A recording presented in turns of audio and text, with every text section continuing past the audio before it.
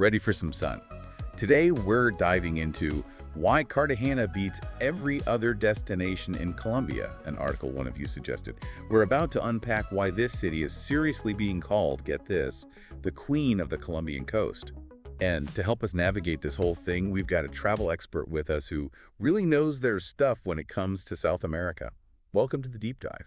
Thanks for having me. I'm excited to dive into this. Colombia's got a special place in my heart, and this article's take on Cartagena is, well, let's just say they're making some bold claims. They really are holding back, are they? They basically said Cartagena is like the Beyoncé of Colombian cities. Yeah, they really went there, huh? Okay, so before we go crowning a queen, what do you think makes a city the ultimate Colombian destination? Ooh, that's a tough one. Colombia's got so much to offer. I think for me, it's got to have that mix of culture, nature, AD, that unique Colombian vibe. Okay, see, I'm with you there.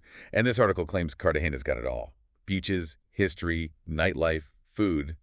They're calling it the whole package. What do you think? Is that hype or is that real?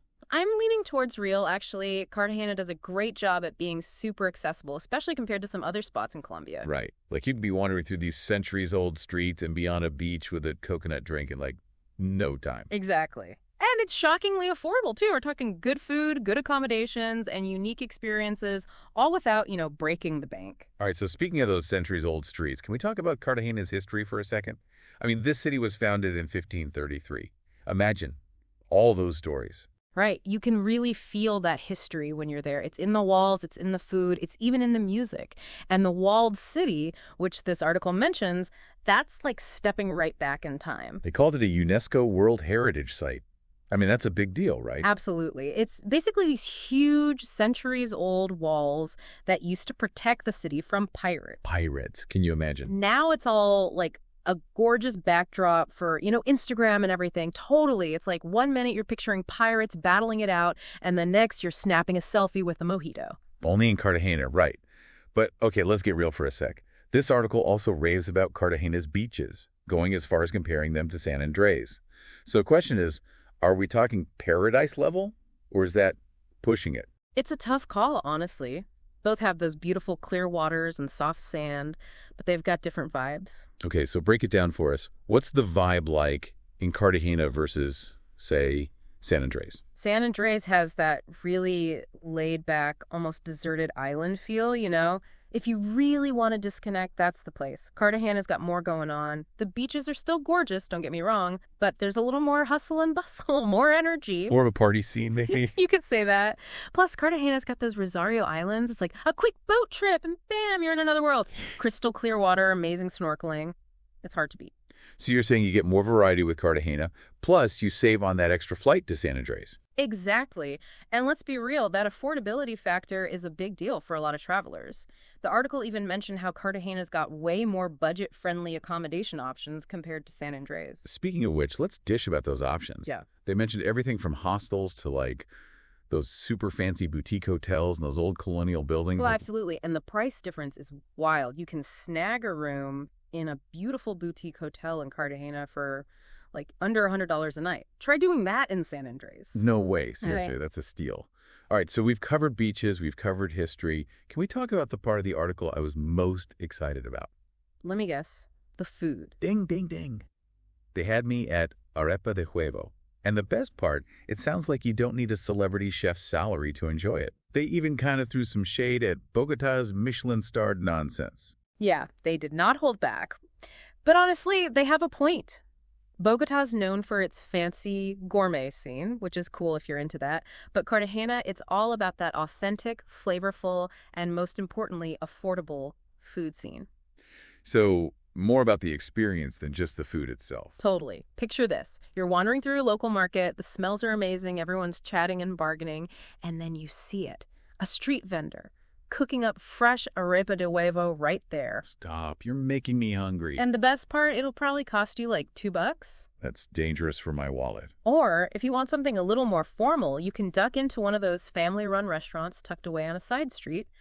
They'll serve you up some of the freshest seafood you've ever tasted with that amazing coconut rice, and it won't break the bank. Okay, you've sold me. If I'm not eating my weight in arepa de huevo in Cartagena, something's wrong. But okay, food aside, this article also hypes up Cartagena's year-round sunshine. I mean, you can't really argue with that, right? Right. That's the beauty of Cartagena. It's got that perfect tropical climate. Sunshine pretty much guaranteed. Perfect for those of us who are, lacking a bit of vitamin D. So if you're picturing yourself sipping cocktails by the pool, soaking up that sun, Cartagena's your place.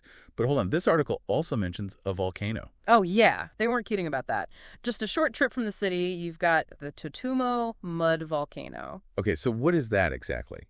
Do we need, like, a hard hat and those heat-proof suits? Not quite. It's more like a natural spa day. You can literally bathe in this warm, mineral-rich mud. It's meant to be amazing for your skin.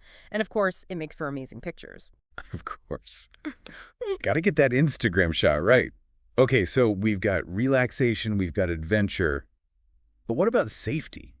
This is something a lot of travelers, especially those new to South America, might be wondering about. Totally. It's a valid concern, and the article actually addressed this, saying that Cartagena is generally considered safer compared to some other big cities in Colombia, like Bogota.